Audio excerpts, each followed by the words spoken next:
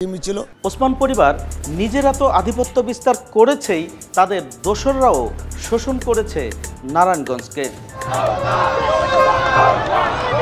ওসমান পরিবারের দাপটে তটস্থ থাকত নারায়ণগঞ্জবাসী, আর একটি শ্রেণী এই পরিবারের ছায়াতলে করে নানা অপকর্ম। অনেক গাঁজা সহকারে পুলিশকে শপথ করেছি। আব্দুল করিম বাবু নারায়ণগঞ্জ সিটি কর্পোরেশনের 17 নম্বর ওয়ার্ডের কাউন্সিলর, যিনি ডিশ বাবু নামে পরিচিত। পুরো জেলার ডিশ ব্যবসা নিয়ন্ত্রণ করতেন তিনি। পছন্দ না হলে সেই টেলিভিশনের প্রচার বন্ধ রাখতেন জেলার পুরো অংশে। 21 টেলিভিশনও তার রোষের শিকার হয় 2014-15 সালে।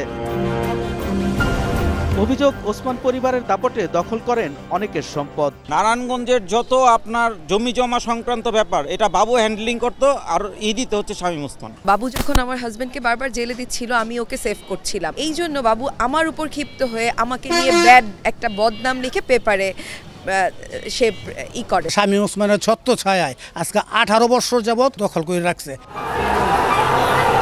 অভিযোগ রয়েছে, জুলাই বিপ্লবে ছাত্র জনতার উপর গুলি চালান তিনি। 5 আগস্টের পর তার বাড়িঘর আর অফিস ভাঙচুর করে বিক্ষুব্ধরা। এরপর থেকে ভারতে পালিয়ে আছেন তিনি।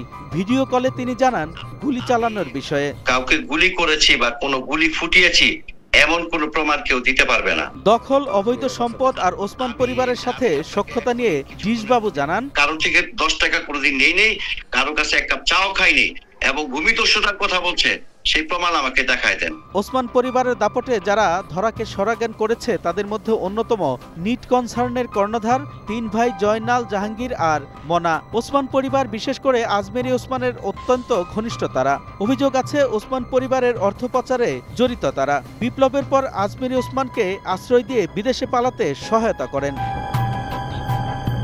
নিজেদের সম্পদ বাড়াতে সরকারি জায়গা দখলের অভিযোগ তাদের বিরুদ্ধে। আগে তারা ওসমান পরিবারের ক্ষমতা দেখিয়ে তারা এইসব দেশ জুড়ে তোলপা ওয়ালটন ফ্রিজ কিনে আপনিও হয়ে যেতে পারেন মিলেনিয়ার।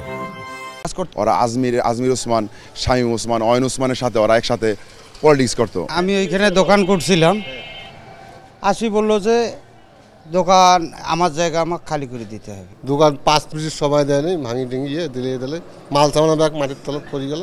সরকারি আসলে উনি এটা ব্যবহার করে গার্মেন্টস প্রতিষ্ঠান করতেছে। অভিযোগ, সাধারণ মানুষের উপর জুলুম এখনো চালাচ্ছেন তারা। আজমির ওসমান সর্বশেষ আমাদের এখানে আসছে, তার প্রভাবে জয়নাল এই কাজগুলো করছে এবং এখন পর্যন্ত করতেছে।